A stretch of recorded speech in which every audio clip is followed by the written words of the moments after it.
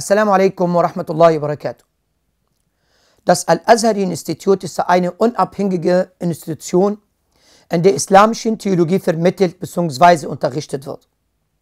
Der diesbezügliche Anspruch besteht darin, den Islam authentisch zu vermitteln, so wie er durch die anerkannten theologischen Denkströmungen und Rechtsschulen der islamischen Normenlehre begriffen wird.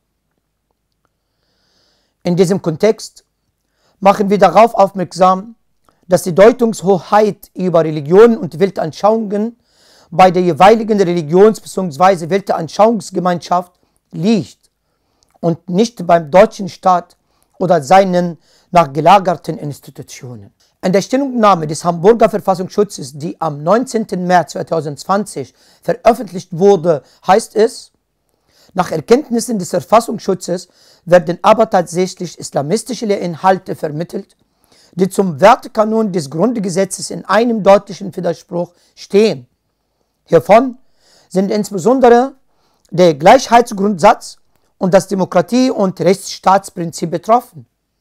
Aufgrund des propagierten Islamisten-Weltbildes lautet die klare Botschaft des Hamburger Verfassungsschutzes: Wer an Veranstaltungen und Unterrichten des Instituts teilnimmt, macht mit Islamisten gemeinsame Sache. In diesem Kontext möchten wir den Hamburger Verfassungsschutz auf Folgendes aufmerksam machen. Erstens: Das Grundgesetz der Bundesrepublik Deutschland garantiert in Artikel 4 die weltanschaulich-religiöse Bekenntnisfreiheit. Diese gilt auch für die Muslime. Dabei spielt es keine Rolle, ob die jeweiligen Glaubensinhalte dem Wertkanon des Grundgesetzes entsprechen oder nicht. Hierzu Ernst Wolfgang Böckenförder: Der säkularisierte Staat macht dem Islam und seinen Anhängern ein Angebot, das zwei Seiten hat.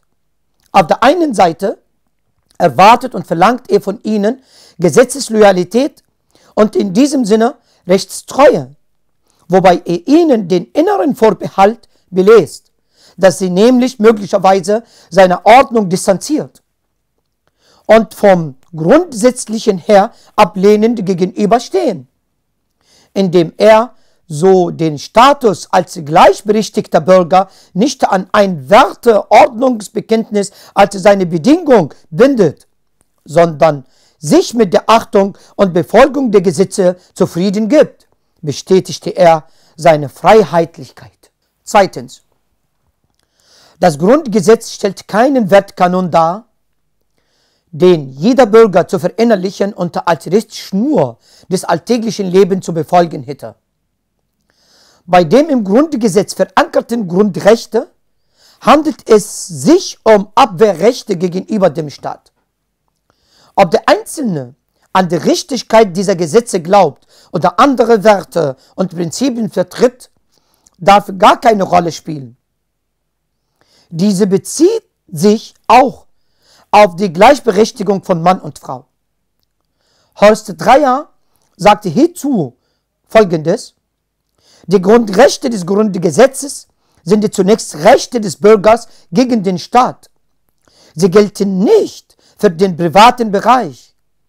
Für die Regelung der privaten Verhältnisse haben wir das Strafrecht und das Zivilrecht.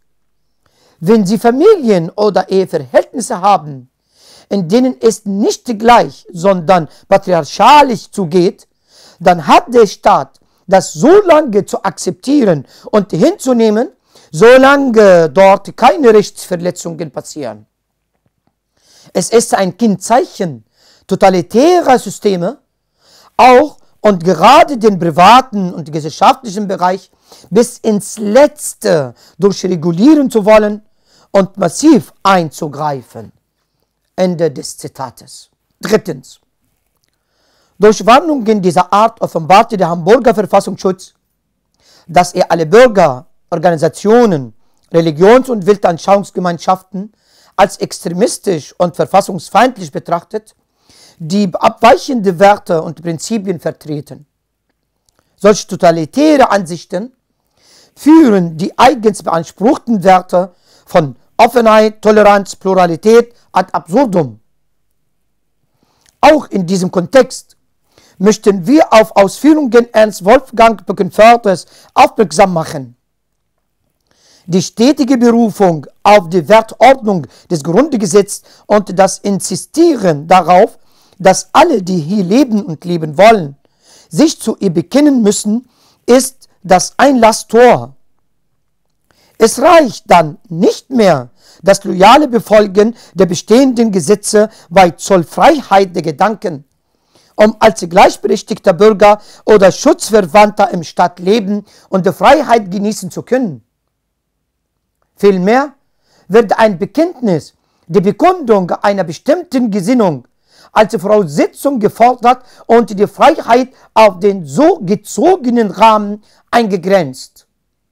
Fundamentalismus kann auch in Form von Wertordnungsfundamentalismus auftreten. Wertordnungsfundamentalismus, die widerrechtliche Beanspruchung der Deutungshoheit über den Islam sowie die öffentliche Kriminalisierung von religiösen und weltanschaulichen Überzeugungen können nicht die Grundlage für die Gefahrenanalyse des Verfassungsschutzes darstellen.